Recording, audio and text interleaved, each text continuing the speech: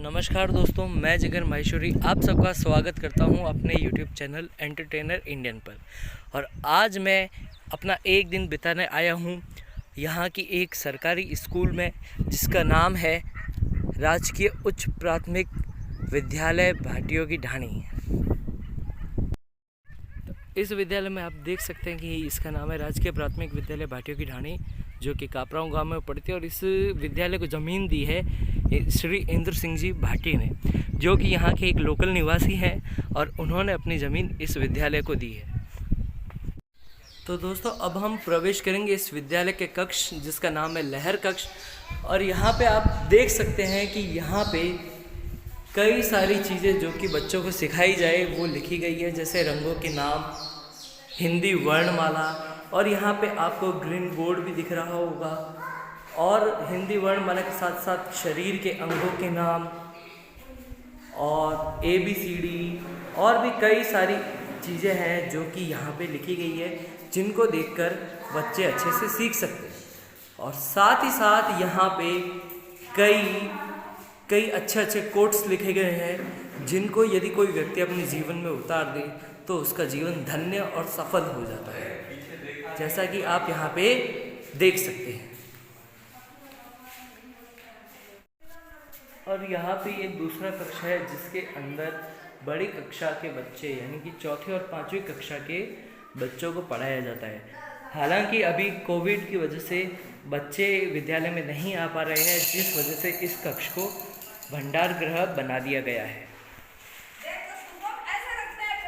और दोस्तों, यह है इस विद्यालय का रसोई घर, जो कि अभी कोविड की वजह से बच्चे नहीं आ पा रहे हैं, इसलिए यह रसोई घर भी अभी बंद कर रखा है। तो चलिए अब हम चलते हैं इस विद्यालय के पूरे भ्रमण पर। जैसा कि यहाँ से आप देख सकते हैं कि इस विद्यालय में यहाँ की अध्यापिका, एक सीनियर अध्यापिका रीटा देवी ने यहाँ पे कई सारे पेड़ पौधे लगा रखे हैं। यहाँ पे आपको अलग अलग प्रकार के पौधे दिखते हैं।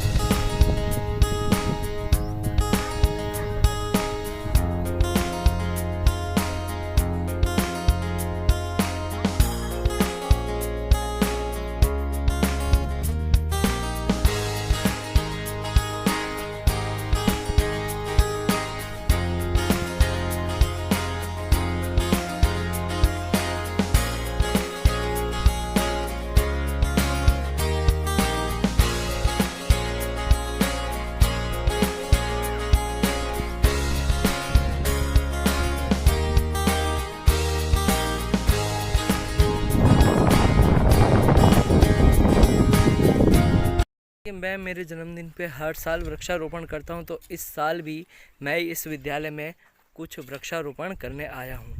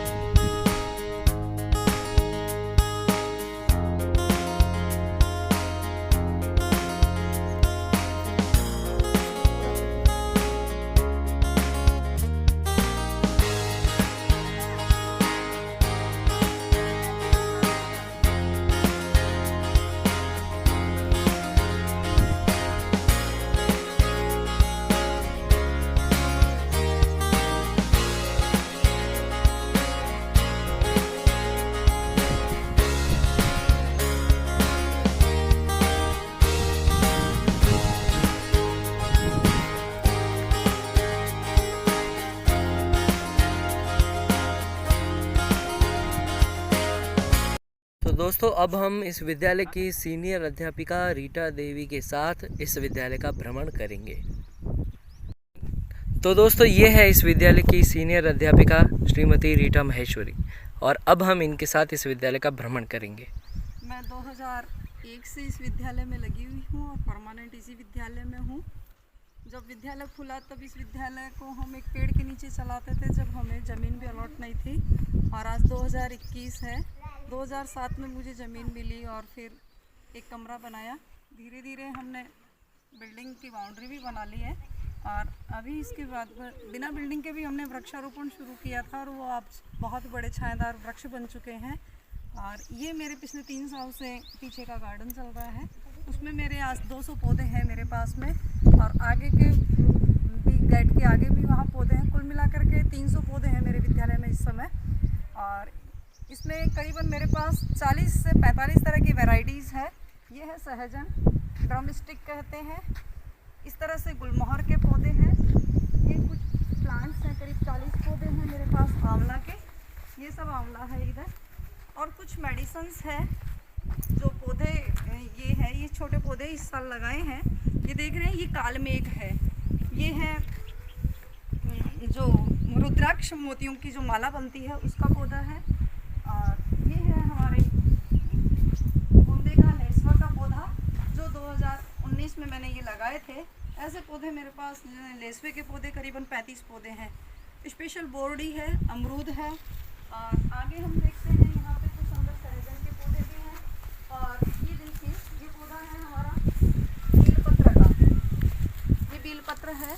और ये जो नीम के पौधे हैं, ये पौधे हैं, और ये पीछे भी वो नीम लगा है, वो बीकानेरी नीम है। बीकानेर से हमने कुछ पौधे मंगवाए थे। और ये बूंदे के पौधे हैं, ये सब बड़े बूंदे के पौधे हैं। ये है हमारा शहतूत का पौधा। ये वापस से बेल का पौधा है, ये भी बीकानेरी नीम है। ये पीपल है, और इस तरह से करंज है, शहतूत है, और अपने शीशम है, और सदाबहार है, एक सरस है, और इसमें है गुलाबी और सफ़ेद पीलिया फूल जिसको बोलते हैं, उसके पौधे हैं। और इस तरह से कुल मिला के सहजन का पौधा है, और अपने गिलोय की बेल है, और करीबन 45 तरह की वैरायटीज़ मेरे विद्यालय में है। Thank you. इसकी खांचों से तलीका निकलती ये है पत्थर चट्टे का पौधा। पत्थर चट्टे की टहनी से भी हम और पौधे लगा सकते हैं। इस तरह से 2-3 पौधे हैं मेरे पास। तो मैडम, आप यहाँ पे बच्चों को पढ़ाने के लिए, अभी जैसे कोरोना काल चल रहा है, तो बच्चों को पढ़ाने के लिए आप किस तरीके की विधि का उपयोग करते हैं? हम लोगों ने अपना YouTube चैनल बना रखा है। उस YouTube पे मैं खुद अपनी वीडियोस बना करके अपलोड करती हूँ। जब संपर्क का डे होता है, 50% स्टाफ फील्ड में जाता है, 50% जो है विद्यालय में रहता है। तो फील्ड के कार्यक्रम के दौरान हम लोग बच्चों को अपनी वीडियोस दिखाते हैं। फिर गवर्नमेंट की ऐप पे जो वीडियोस आ रहे हैं, लेसन्स आ रहे हैं, वो भी बच्चों को दिखाते हैं। बच्चों के पास हालांकि इस समय मोबाइल की सुविधा नहीं है, ग्रामीण एरिया होने के नाते, एक मजदूर लेबर के बच्चे होने के कारण उनके पास अभी ऐसी सुविधाएं नहीं है मोबाइल जैसे कि वो बच्चे, और ना ही उनके पेरेंट्स में इतनी समझदारी है कि वो लोग मोबाइल से उनको समझा सके। तो हमें खुद को ही ये काम करना पड़ता है बच्चों के साथ। तो मैडम, आपके YouTube चैनल का नाम? रीटा महेश्वरी चौहटन के नाम से मेरा YouTube चैनल चल रहा है। तो दोस्तों, इनका जो चैनल है रीटा महेश्वरी चौहटन, उसकी लिंक आपको डिस्क्रिप्शन में अवेलेबल करवा दी जाएगी। तो चलिए और भी हम इस विद्यालय के बारे में मैडम से जानते हैं। और कुछ बताइए मैडम इस विद्यालय के बारे में। सदाबहार का छोटा सा गार्डन है, इसमें चारों तरफ कोने पे इस तरह से गुलमोहर के पौधे लगे हैं। जब ये बड़े हो जाएंगे तो उसमें तुलसी के पौधे भी बीच बीच में हमने लगा रखे हैं। ये है मेरा स्नेक प्लांट। एक देखिए 24 घंटे ये ऑक्सीजन प्रोवाइड रहता है, और आसपास में जितने भी खराब प्रदूषण वाली जो एरिया की वायु है वो ऑब्जर्व कर लेता है।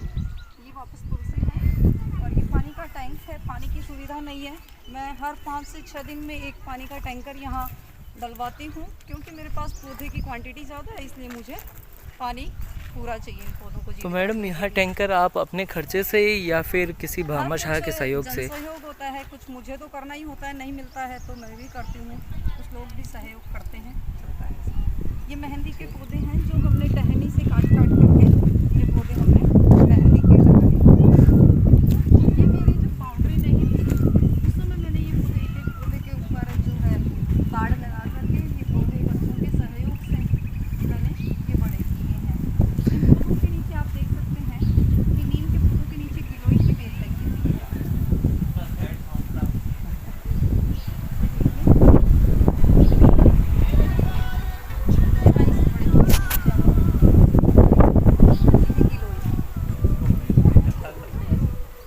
ये इधर भी गिलोय है।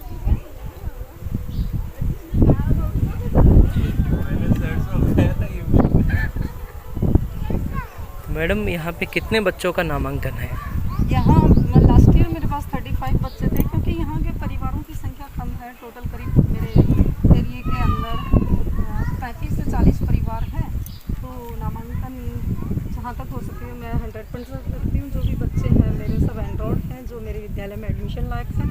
और इस साल 2021 में 22 में मेरे पास 31 बच्चे नामांकित हैं।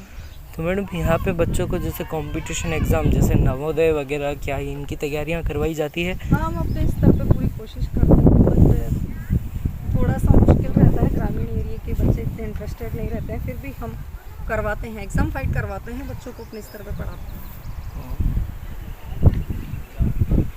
दोस्तों अब हम यहाँ पे इस विद्यालय में एक माँ हैं, उनसे हम इस विद्यालय के बारे में और उनके काम के बारे में जानेंगे कि वो क्या काम करते हैं और वो इस विद्यालय के बारे में कितना कुछ जानते हैं। तो चलिए दोस्तों अब उन माँ से बात करते हैं। आप इस विद्यालय में क्या करते हैं? मैं करता है बहन जी हेल्प। जी माँ। हाँ, दादी खाना भी बनता नहीं है और सार बनते नहीं है। जी। तो माँ आपको सरकार की तरफ से पोषाहार बनाने के लिए कितना रुपए मिलता है? एक महीने का 1320।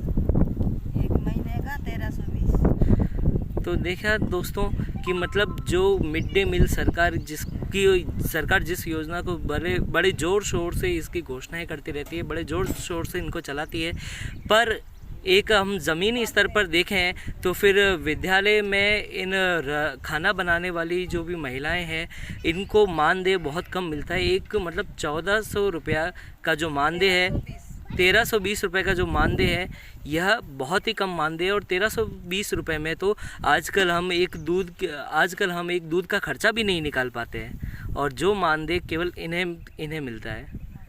तो और बताइए माँ, आप इस विद्यालय के बारे में क्या जानते हैं? स्कूल के बारे में, मतलब स्कूल के बारे में थाने बताना है कि मतलब स्कूल कदे शुरू हुई, स्कूल हत्ती शुरू हुई जब की तो कि नहीं तो वहीं गुगरी बनती पहली तो गुगरी बनती। हाँ, पहले गेहूं बांटता। हाँ, पहले गेहूं बांटता, पछे गुगरी बनती। हाँ, पहले गेहूं बांटता, खिचड़ी। पचे बनती खिचड़ी, हाँ। पचे बनता खाना। हाँ, अभी खाना बनता है। हाँ, अभी खाना बनता है, मैं लगी बस खाना ही बनता है। जी। और अब माँ क्या बनता है? धन्यवाद। हमें कुछ नहीं बनता है, हम खाली हम खाली आवा बहन जी हेल्प करे पास ही जावा। बच्चों को झाड़ू पोछा टाबरों को लो। हाँ, धन्यवाद मैम।